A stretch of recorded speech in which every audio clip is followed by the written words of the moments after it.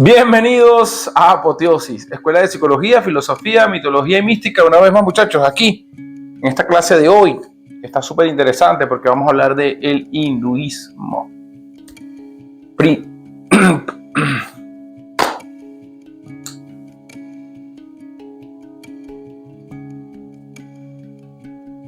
Bienvenidos a Apoteosis, Escuela de Psicología, Filosofía, Mitología y Mística. Bienvenidos una vez más, muchachos. Hoy tenemos una clase súper interesante porque vamos a hablar de hinduismo. Hablemos de hinduismo. Primera vez que hablamos de hinduismo en este canal. ¿Ok?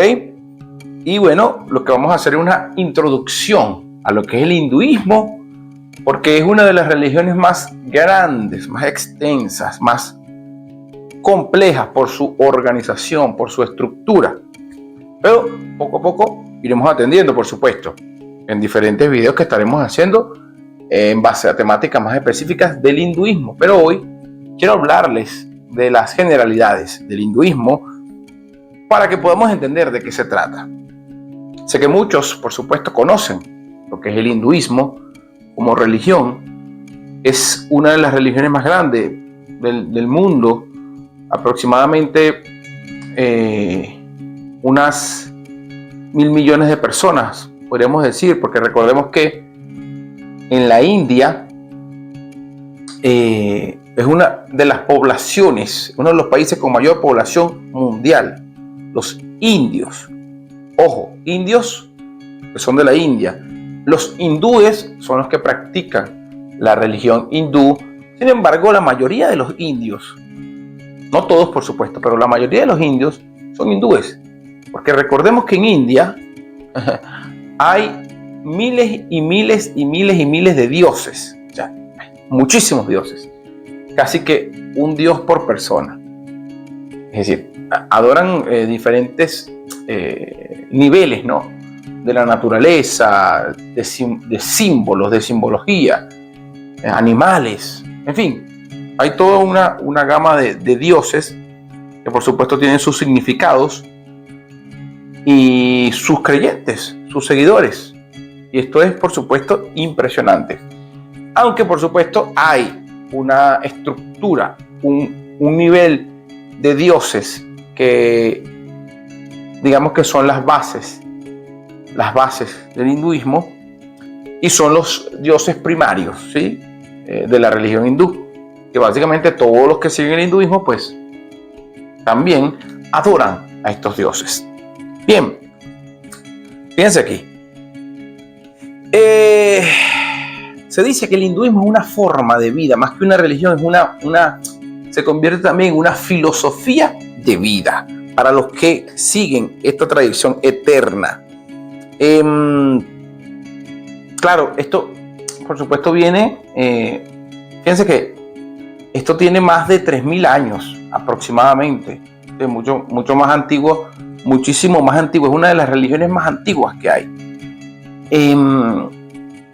Pero se calcula más o menos que tiene unos 3.000 años, sí, o tal vez un poco más de 3.000 años.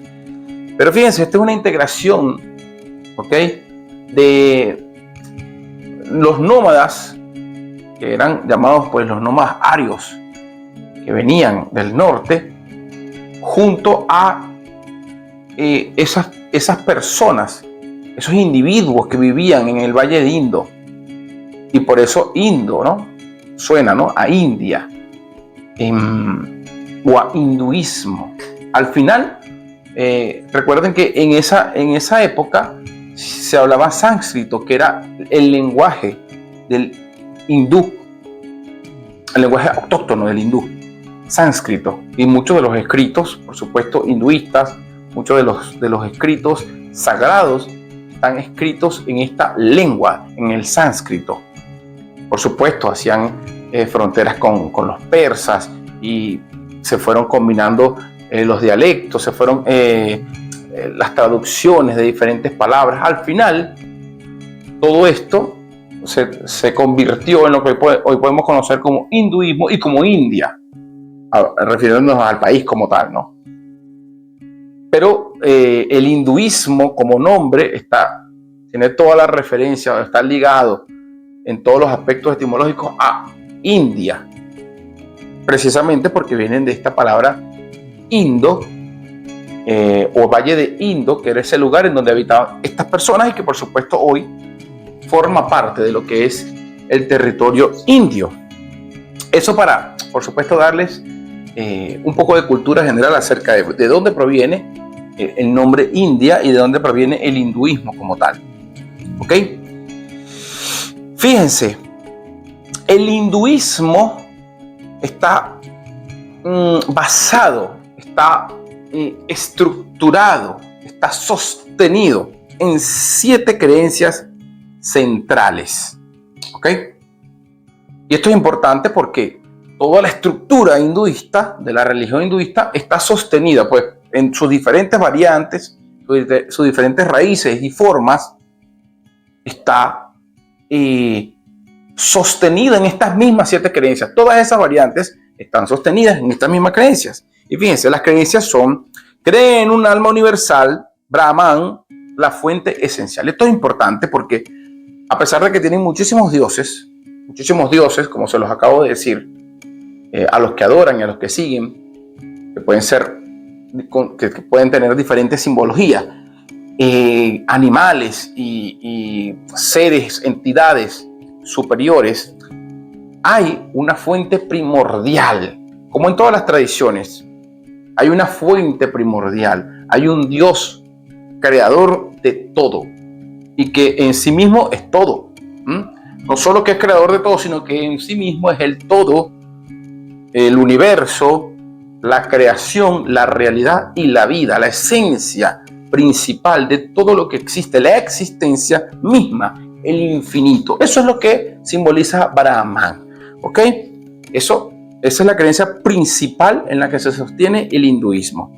Creen en un alma individual e inmortal, el Atman, transmigración, reencarnación y karma. Bueno, ellos creen que el ser humano, por supuesto, tiene un alma y esta alma es individual.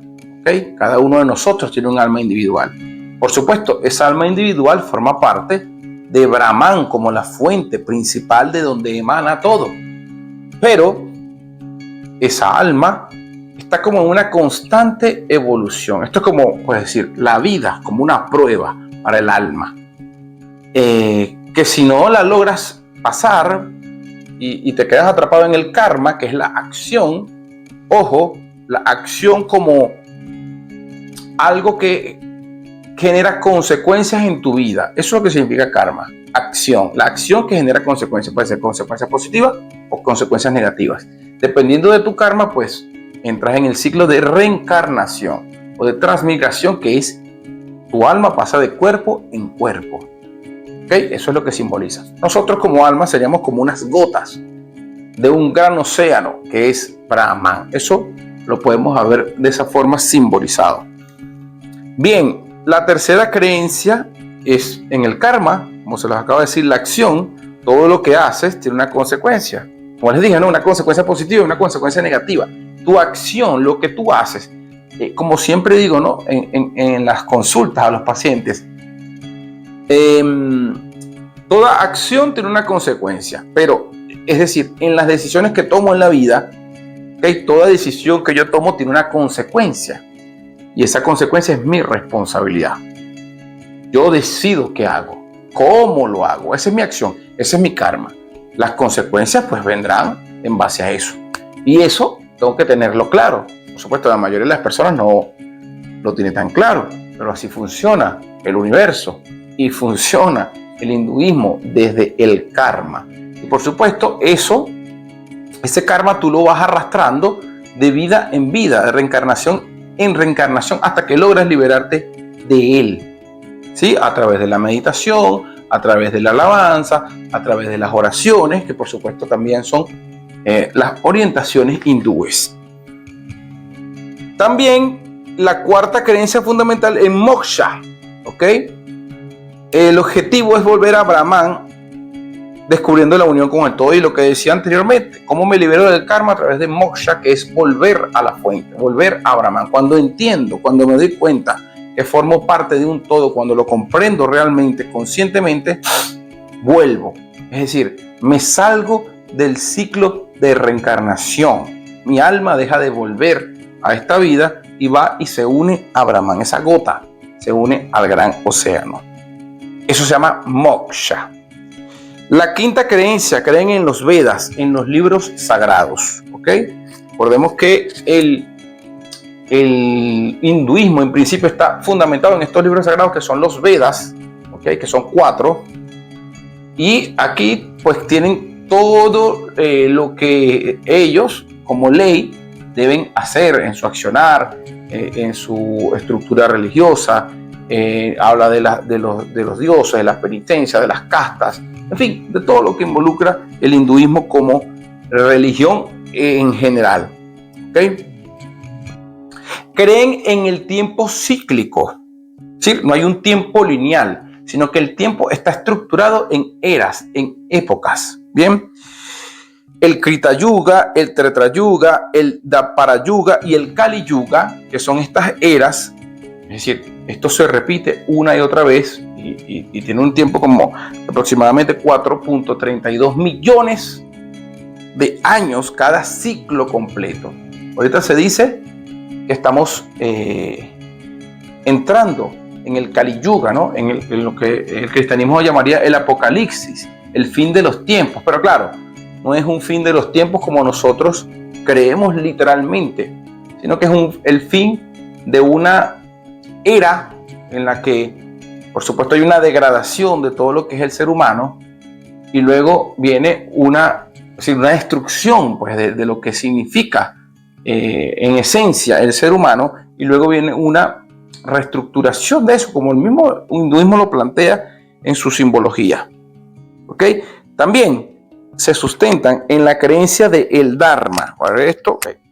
En la creencia del Dharma, lo que se debe hacer en base a su rol. Fíjense, el Dharma significa la acción correcta, pero la acción correcta no es la misma acción correcta para todo el mundo. Es decir, cada quien tiene su Dharma. Y en la medida en que cumples tu Dharma, en esa medida estás en armonía con el todo.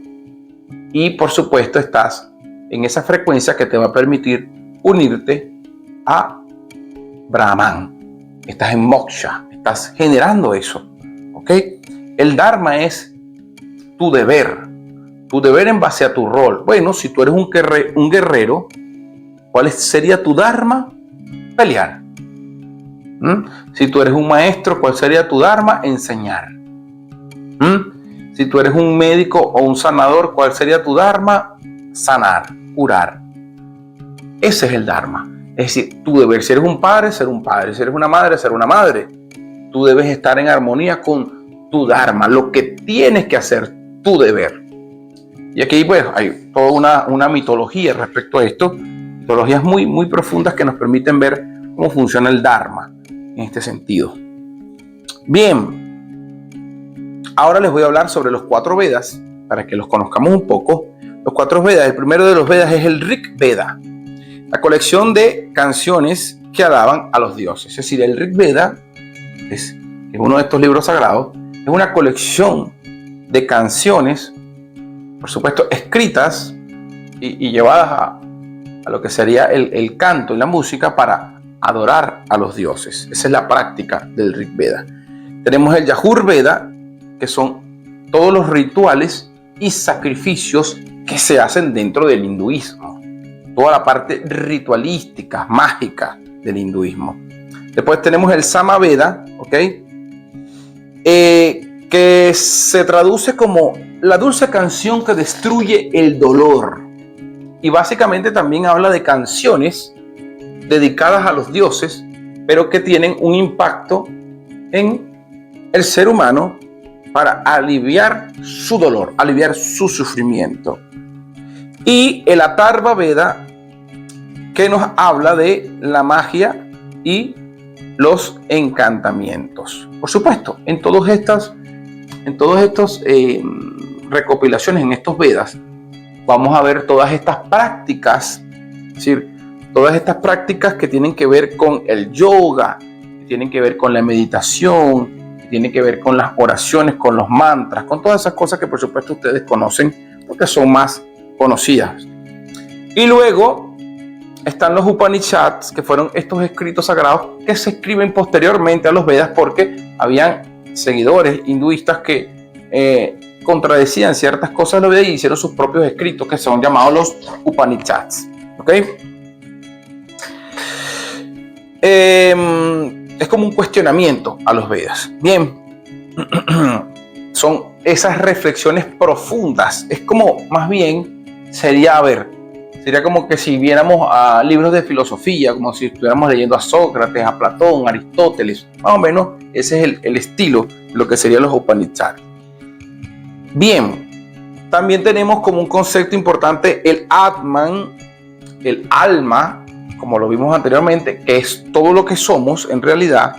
Bien, y tenemos estos libros, otros libros sagrados que también forman parte de la estructura hinduista, que son las Puranas, el Bhagavad Gita, el Ramayana y el Mahabharata, que son, por supuesto, libros que también tienen una incidencia importante. Bien, las Puranas pues son creencias hindúes y también son como una especie de cuentos para niños, cuentos que permiten entender un poco lo que es la religión hinduista.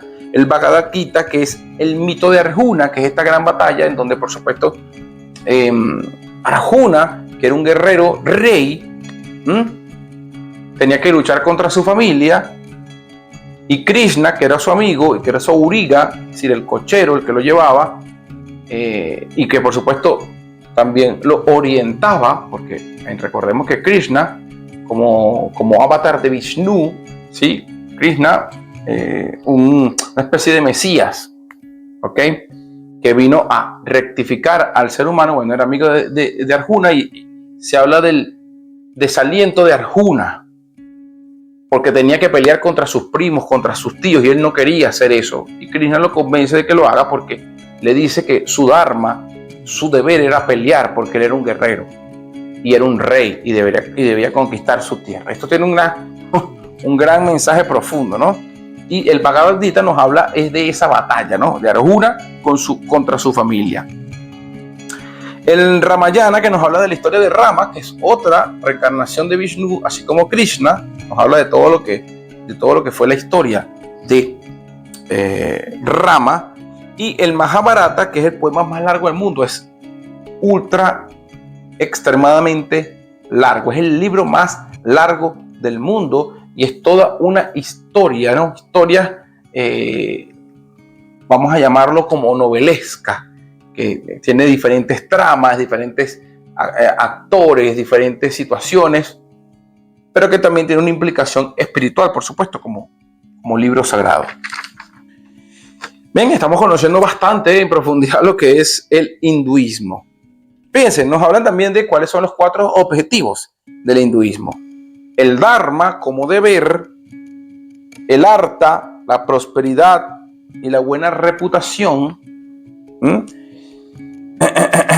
el Kama, recuerden esto, ¿no? El Kama Sutra, el placer de la mente y del cuerpo, y Moksha, la liberación de los ciclos de reencarnación, como lo vimos antes. ¿Okay? También hablamos de las 6 tentaciones en el hinduismo, que es el Kama, pero en este caso Kama no como el Kama anterior, sino un Kama que tiene que ver con la lujuria, el apego a la lujuria y al materialismo. Krodha, la ira. Lobha, la codicia. Moja, el apego irrealista. ¿Sí? Cuando nos apegamos de manera ilusoria a personas, a cosas, a objetos, a situaciones, a lugares. Mada, el orgullo. Y Matsarya, la envidia. Todos estos son tentaciones dentro de la religión hindú. Como les dije, ¿no?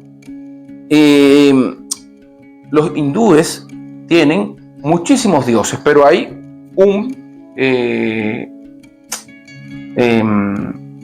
compendio de dioses que son los dioses principales. La vimos a Brahman como la gran fuente, ¿no? La fuente esencial desde donde emana todo. Pero están 3 dioses principales que son los que configuran la creación, el universo, la realidad y la vida. Que son Brahma, no Brahman, Brahma, que es el creador, Tenemos a Vishnu, que es el preservador, y tenemos a Shiva, que seguramente es un poco más conocido por ustedes, que es el destructor.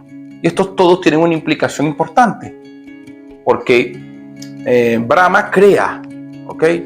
Crea la realidad, crea el universo, es el creador, es el principal. Vishnu es el que preserva esa creación y Shiva es el que destruye esa creación, pero no por destruirla, sino por, en los ciclos que ya vimos, en los yugas, el que acaba con el universo para que se vuelva a reconstruir a través de Brahma.